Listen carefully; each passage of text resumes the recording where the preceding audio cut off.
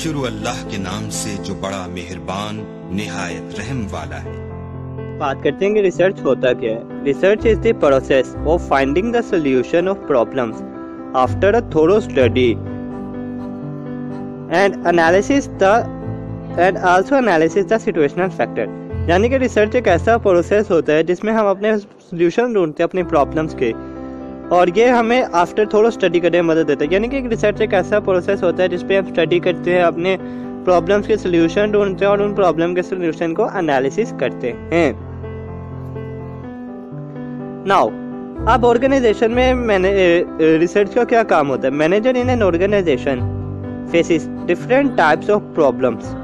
यानी कि जो मैनेजर होता है हमारी ऑर्गेनाइजेशन का, वो डिफरेंट टाइप्स ऑफ प्रॉब्लम्स में एग्जिस्ट होता है। यानी कि दिल्ली में वो डिफरेंट तरह के प्रॉब्लम्स में होता है। या जो मैनेजर इन एन ऑर्गेनाइजेशन होता है वो डिफरेंट तरह की स्टडीज करता है। यानी कि वो डिफरेंट तरह की स्टडीज में एंगेज होता है, डिफरेंट तरह के इश्यूज में एंगेज होता है। तो रिसर्च जो होती है वो इसको हेल्प देती है इन प्रॉब्लम के सोल्यूशन को ढूंढने में, इन प्रॉब्लम के सोल्यूशन को एनालिसिस करने में। समटाइम मैनेजर जो होता है वो बेहतर डिसीजन ले लेता है, वो अपनी प्रॉब्लम से लेकर ना, यानी कि जो उसको प्रॉब्लम्स होती हैं क्रिएट होती हैं उसके लिए वो बेटर डिसीजन ले लेता है। और समटाइम जो मैनेजर होता है वो पुअर डिसीजन भी ले लेता है। यानी कि जब मैनेजर जो है वो हमारा अच्छे डिसीजन लेता है, यानी कि जो प्रॉब्लम्स के मुताबिक डिसीजन है, जो उसके पास अल्टरनेटिव्स होते हैं या उसके बाद जो सी डिमेंशंस होती हैं उसके मुताबिक वो रिसर्च करता है और उसके मुताबिक ही डिसीजन लेता है, तो जो उसकी प्रॉब्लम होती है वो सोल्व हो जाती है। और अगर मैनेजर जो है वो पुअर डिसीजन लेता है, यानी कि वो अपनी प्रॉब्लम के मुताबिक तो लेता है लेकिन वो अल्टरनेटिव्स या डिमेंशंस वगैरह सही तरह से नहीं चूज़ करता, और जिसकी वजह से जो उसके डिसीजंस होते हैं वो पुअर ही ले लेता है। और जब वो पुअर डिसीजन लेता है तो जो उसकी जो प्रॉब्लम होती है वो सही तरह से सॉल्व नहीं होती। अब इन दोनों में डिफरेंस क्या होता है। डिफरेंस यही होता है कि जब मैनेजर बेटर डिसीजन ले लेगा तो उसकी प्रॉब्लम सॉल्व हो जाएगी, और जब मैनेजर बेटर डिसीजन नहीं लेगा तो उसकी प्रॉब्लम सॉल्व नहीं होगी। यानी कि रिसर्च एक ऐसा प्रोसेस है, एक ऐसी चीज़ है, एक ऐसा सिस्टमेटिकली वे है जो कि हमारी प्रॉब्लम्स के सोल्यूशन को फाइंड करने में हमारी मदद देता है, और उनको जो है स्टडी करने में भी, यानी कि आफ्टर द थोड़ा स्टडी करने के बाद हमें हमारी प्रॉब्लम के सॉल्यूशंस को फाइंड आउट करने में हमारी मदद देता है, और उस सॉल्यूशंस को जो है उनको एनालिसिस करने में भी हमारी मदद करता है।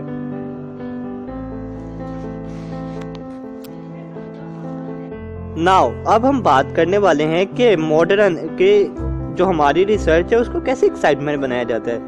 जो हमारी मॉडर्न टेक्नोलॉजी है उसने हमारी रिसर्च को जो है वो बेहतर कर दिया है, यानी कि उसने हमारी रिसर्च को जो है वो एक्साइटमेंट कर दिया हुआ है, इसे हमारी स्मूथली इफेक्टिवली कर दिया हुआ है। यानी कि मेरे कहने का मतलब ये है कि जो हमारी रिसर्च है वो मॉडर्न हो गई है। यानी कि पहले होता था हमें अपनी रिसर्च करने में मज़ा आता है। यानी कि हम पहले ये होता था कि अगर हम किसी टॉपिक के ऊपर रिसर्च करते थे तो एक बंदा जर्मन बैठा हुआ है और एक बंदा जो है वो पाकिस्तान में बैठा हुआ है, यानी कि पाकिस्तान टू जर्मन, और ना कोई कंप्यूटर होते थे ना कोई ग्लोबली चीज़ होती थी, तो जिसकी वजह से हमें कई साल लग जाते थे, सालों के साल लग जाते थे एक रिसर्च को पूरा करने के लिए, और ये सो बोरिंग काम होता था। लेकिन मॉडर्न टेक्नोलॉजी या मॉडर्न ईरा ने जो है हमारी रिसर्च को ईजी कर दिया, क्योंकि अब हम अपने कंप्यूटर्स के थ्रू इजीली रिसर्च कर सकते हैं। अब हम पाकिस्तान से जर्मनी या जर्मन टू इंडिया या स्कॉलर्स के साथ हम इजीली बातचीत कर सकते हैं। यानी कि पर्सनल कंप्यूटर ने जो है हमारी रिसर्च को बहुत इजी कर दिया। अब हम एक जगह से दूसरी जगह इजीली पैगाम पहुंचा सकते हैं, एक जगह से दूसरी जगह इजीली डाटा को हासिल कर सकते हैं। जब हम एक जगह से दूसरी जगह से डाटा को हासिल कर सकते हैं तो इससे जो हमारे डिसीजंस होते हैं वो भी हम इफेक्टिवली ले सकते हैं। यानी कि रिसर्च एक ऐसा, अगर डिसीजन जो होते हैं वो हमें एक बेहतर अल्टरनेटिव दे देते हैं हमारी प्रॉब्लम को सॉल्व करने के लिए। जो रिसर्च होती है वो हमें मदद देता है कि हम अपने बेहतर अल्टरनेटिव्स को चूज कर सके जो कि हमारी प्रॉब्लम को सॉल्व कर सके।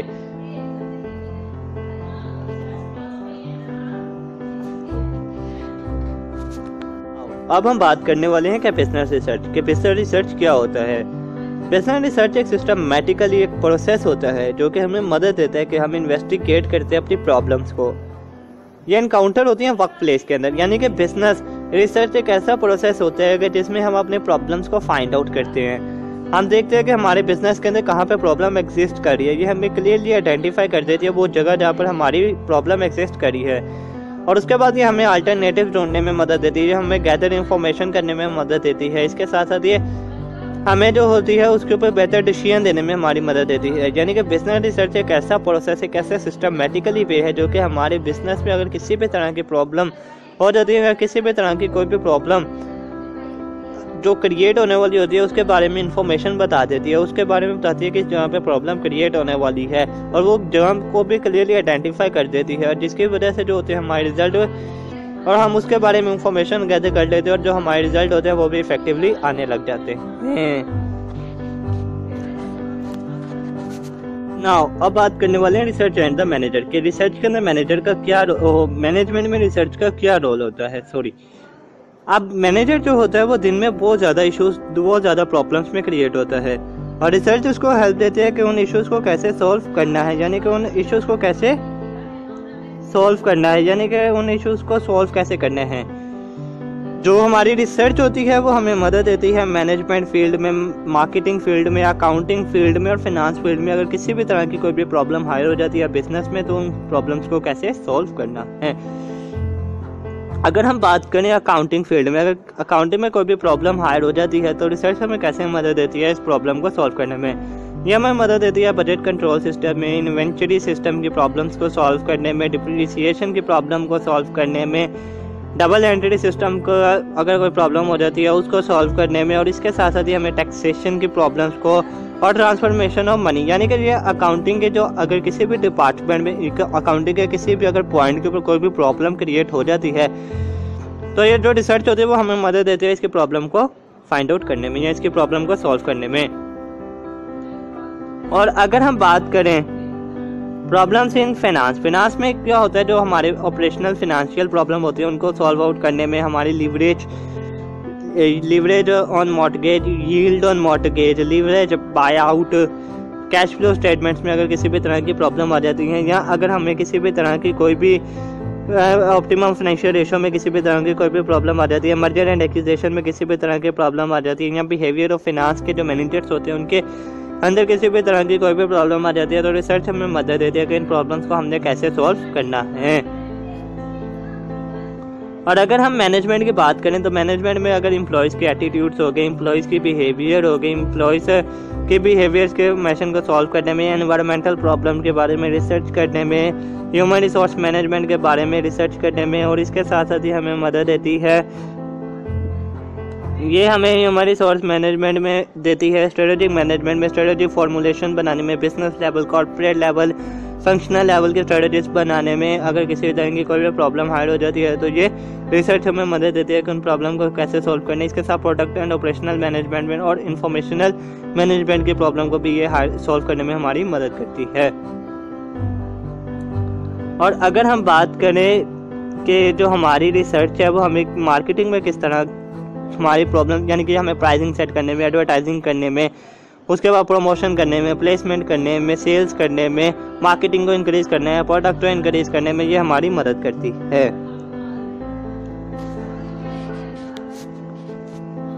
अब हम बात करते हैं टाइप्स ऑफ रिसर्च के। कितने तरह की रिसर्च के टाइप्स होती हैं। There are 2 types of research, basic research and applied research.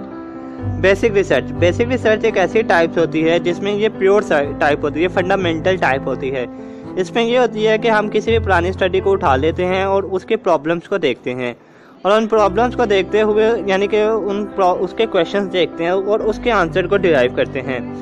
यानी कि इसकी मिसाल हम ऐसे ले लेते हैं जैसे कि न्यूटन ने ग्रेविटी की दी, यानी कि उसने कहा कि 2 पत्थर आपस में टकराए और फायर हो गई। या फिर जो है हमारा जो इसके अलावा देख लेते हैं डिप्रेशन। अब हर दिन में डिप्रेशन काफ़ी ज़्यादा पाया जाता है। ये एक बेसिक रिसर्च है, यानी कि हमारे मुल्क में अनएम्प्लॉयमेंट है। हमने सर्वे किया और हमें पता चला हमारे मुल्क में अनएम्प्लॉयमेंट है। अब ये बेसिक रिसर्च। अब अप्लाइड रिसर्च क्या हो सकती है। अप्लाइड रिसर्च एक ऐसी रिसर्च होती है जिसमें हम क्वेश्चन के आंसर तो ढूंढते हैं, यानी कि हमें प्रॉब्लम पता चल गया, अनएम्प्लॉयमेंट प्रॉब्लम है सर्वे करने के बाद। अब हमने देखना है कि हम इस प्रॉब्लम को कैसे दूर कर सकते हैं, तो हम एम्प्लॉयमेंट की फैसिलिटी दे देंगे। अगर डिप्रेशन की है तो हम डिप्रेशन को दूर करने की अपॉर्चुनिटीज़ क्रिएट कर देंगे। और जो न्यूटन लॉ है और हमारे अदर फिजिकल लॉ है उसके ऊपर भी काफ़ी ज़्यादा रिसर्च हो चुकी है, वो हमारी अप्लाइड रिसर्च है। जो किसी के लिए रिसर्च आगे आए ना उसको कहते हैं अप्लाइड रिसर्च। और जो बेसिक रिसर्च होती है वो होती है हमारी प्योर रिसर्च, यानी कि fundamental research. Manager in an organisation. अगर मैनेजर के पास ऑर्गेनाइजेशन के अंदर रिसर्च की एजुकेशन हो तो रिसर्च उसको मदद देती है ये प्रॉब्लम को सॉल्व करने में। यानी कि अगर मैनेजर के पास किसी भी तरह की ऑर्गेनाइजेशन में किसी भी तरह की कोई भी प्रॉब्लम क्रिएट हो जाती है तो मैनेजर उसको हेल्प देता है कि उस प्रॉब्लम को कैसे सॉल्व कर सकते हैं, जिसके पास जो हमारी रिसर्च की नॉलेज होती है। क्योंकि with the ever increasing and the complexity modern organisation and the management and the uncertainty of the environment face management problem have। यानी कि ये कह रहा है कि जो हमारी इंक्रीजिंग कम्प्लेक्सिटी की वजह से जो हमारी मॉडर्न ऑर्गेनाइजेशन और जो हमारी जो है क्या कहते हैं अनसर्टेनिटी ऑफ एनवायरनमेंट की वजह से जो है हमारे सिस्टम में जो है काफ़ी तरह की प्रॉब्लम क्रिएट हो रही हैं और ये ऑर्गेनाइजेशन को जो है वो ट्रबल शूट करनी पड़ती हैं इन डिफरेंट तरह के फैक्टर्स में। और जो इस तरह जो हमारे मैनेजर के पास इंफॉर्मेशन होती है वो उसको मदद देती है कि वो इन प्रॉब्लम को कैसे सॉल्व कर सकता है। क्योंकि बाजू का जो मैनेजर होता है वो जो हमारी प्रॉब्लम छोटी छोटी प्रॉब्लम्स होती हैं तो वो तो मैनेजर खुद ही सॉल्व कर लेते हैं, लेकिन कुछ ऐसी प्रॉब्लम्स होती हैं जो कि काफ़ी हाई लेवल की प्रॉब्लम्स होती हैं। इसके लिए मैनेजर को एक्सपर्टाइज की मदद की जरूरत पड़ती है और जो हमारे एक्सपर्टाइज होते हैं वो हमें मदद देते हैं कि वो उस प्रॉब्लम को कैसे सॉल्व करना है। क्योंकि ये जो एक्सपर्टाइज होती है इनके पास लॉट ऑफ आइडियाज़ होते हैं, लॉट ऑफ एक्सपीरियंस होता है उनके पास जो होती हैं वो क्या कहते हैं उनका नॉलेज और एक्सपीरियंस काफ़ी ज़्यादा होता है, जिनकी मदद से वो जो ऑर्गेनाइजेशन की प्रॉब्लम है उनको इजीली आइडेंटिफाई कर लेते हैं और वो जो हमारी कम्प्लेक्सिटी या डिफरेंट तरह के अनसर्टेनिटी एनवायरनमेंट से रिलेटेड क्रिएट हो जाती है तो वो उसको सॉल्व कर देते हैं। अब हम बात करते हैं इंटरनल एंड एक्सटर्नल कंसल्टेंट के। इंटरनल और एक्सटर्नल कंसल्टेंट कौन कौन से होते हैं। सबसे पहले बात करते हैं इंटरनल कंसल्टेंट। इंटरनल कंसल्टेंट से मुराद कि सम ऑर्गेनाइजेशन के अपने डिपार्टमेंट्स होते हैं जो कि मदद देते हैं कि किसी भी तरह की कोई भी प्रॉब्लम क्रिएट हो जाती है तो उस प्रॉब्लम को हमने कैसे सॉल्व करना है। जैसे कि हमारे मैनेजमेंट स्टाइल डिपार्टमेंट्स हो गए, रिसर्च डिपार्टमेंट्स हो गए, ऑर्गेनाइजेशनल फंक्शनल डिपार्टमेंट्स हो गए। तो ये कुछ ऐसे डिपार्टमेंट्स होते हैं कि जो हमें मदद देते हैं कि हमने ऑर्गेनाइजेशन में अगर किसी भी तरह की कोई भी प्रॉब्लम क्रिएट हो जाती है तो हमने उसको कैसे सॉल्व करना है। आगे चलते हैं। अब हम बात करते हैं कि इंटरनल रिसर्चर, वही बात होगी यहाँ पे यही लिखा हुआ है कि अगर किसी भी तरह की कोई भी प्रॉब्लम हायर हो जाती है तो वो इंटरनल रिसर्चर कैसे सॉल्व करते हैं। नाउ सबसे पहले बात करते हैं एडवांटेजेस ऑफ इंटरनल रिसर्चर।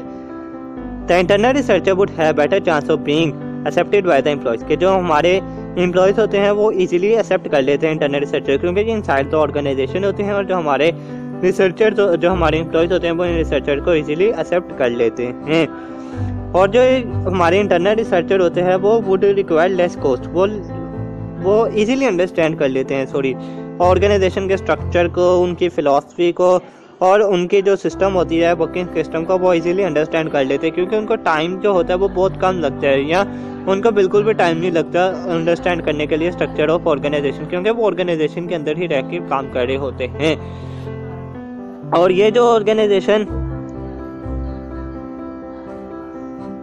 जो हमारी ऑर्गेनाइजेशन के अंदर जो लोग काम कर रहे होते हैं ये इनको मदद देता है कि ये अपने अगर रिकमेंडेशन करना चाहते हैं, यानी कि they would be available for implement their recommendation after the thorough study as the research after the thorough study और after the research are accepted. यानी कि ये अपने जो रिकमेंडेशन होते हैं आफ्टर रिसर्च करने के बाद वो दे सकते हैं और ये जो होते हैं ये इनकी कॉस्ट भी लेस होती है as compare to external researcher. लेकिन इनके पास जो होते हैं, अगर हम इनके डिसएडवांटेजेस की बात करें तो इनके पास कम आइडियाज़ होते हैं, क्योंकि ये एक महदूद ऑर्गेनाइजेशन के अंदर रहकर काम कर रहे होते हैं, इसलिए इनके पास कम आइडियाज़ होते हैं, जिसकी वजह से जो है वो प्रॉब्लम को सही तरह से सॉल्व आउट नहीं कर सकते। या फिर ये भी हो सकता है कि सम ऑर्गेनाइजेशन के जो हमारे पावरफुल ग्रुप्स होते हैं वो उनको इन्फ्लुएंस करें या मिसरिप्रेजेंट करें उनको फैक्टर्स करके आप जो है इस प्रॉब्लम को रहने दें, हम बाद में देख लेंगे, या कोई पॉलिटिकल इश्यूज या पॉलिटिकल क्रिएशन की वजह से जो है वो प्रॉब्लम सॉर्ट आउट ना हो सके। और ये जो होते हैं इनके पास जो होते हैं बाज़ औक़ात इनकी एजुकेशन या नॉलेज कम होने की वजह से जो इनकी रिकमेंडेशन होती है शायद वो सूटेबल या ना हो और या फिर ये मैनेजर के एक्सपेक्टेशंस के मुताबिक ना हो। और ये जो होते हैं या सर्टन ऑर्गेनाइजेशन बेसिस क्रिएट होने की वजह से जो मैनेजर इंटरनल कंसल्टेंट है उसको पास सही तरह से रिसर्च का डाटा ना मिलता हो। तो ये इसके कुछ एडवांटेजेस और डिसएडवांटेजेस थे। और अगर हम एक्सटर्नल की बात करें तो एक्सटर्नल के पास तो लॉट ऑफ एक्सपीरियंस होगा, लॉट ऑफ नॉलेज होगा, क्योंकि वो डिफरेंट तरह की ऑर्गेनाइजेशन में काम करता होगा, जिसकी वजह से उसके पास lot of knowledge, lot of experience होगा, गुड एक्सपीरियंस होगा। और अगर हम इसके जो है डिसएडवांटेजेस, इसके पास एक्सपीरियंस होगा, वो बहुत ज़्यादा ऑर्गेनाइजेशन में काम कर रहा होगा, इसके पास स्ट्रॉन्गली आइडियाज़ होंगे जो कि प्रॉब्लम को सॉर्ट आउट करने में काफ़ी मदद कर सकते हैं। लेकिन अगर हम इसके डिसएडवांटेजेस की बात करें, अगर इसके पास स्ट्रॉन्ग आइडियाज़ हैं और डिफरेंट ऑर्गेनाइजेशन में ये काम करे तो इसके पास जो है इसके कॉस्टली भी रहेगा, ये अंडरस्टैंड ऑर्गेनाइजेशन करने के लिए लॉट ऑफ टाइम भी लेगा, अपनी रिकमेंडेशन देने के लिए भी ये टाइम लेगा, क्योंकि इसको डिफरेंट तरह के एक्सपर्ट्स की भी ज़रूरत पड़ सकती है जो कि इसको आके रिकमेंड कर सके, और जो हमारे ऑर्गेनाइजेशन के एम्प्लॉयज़ होंगे वो भी इसको एक्सेप्ट नहीं कर सकते। और इसी के साथ हमारी आज की वीडियो खत्म होती है। उम्मीद करता हूँ कि आप सबको हमारी वीडियो बहुत पसंद आई होगी, और आप सबका भी बहुत बहुत शुक्रिया कि आपने हमारी इस वीडियो को देखा। हमारी इस वीडियो को लास्ट में लाइक करिएगा और इसको अपने फ्रेंड्स के साथ भी लास्ट में शेयर करिएगा, और हमारे चैनल को भी लास्ट में सब्सक्राइब करिएगा, ताकि हम इसी तरह की और अच्छी तरह वीडियोस को बनाकर आपके सामने लाते रहें। खुदा हाफिज।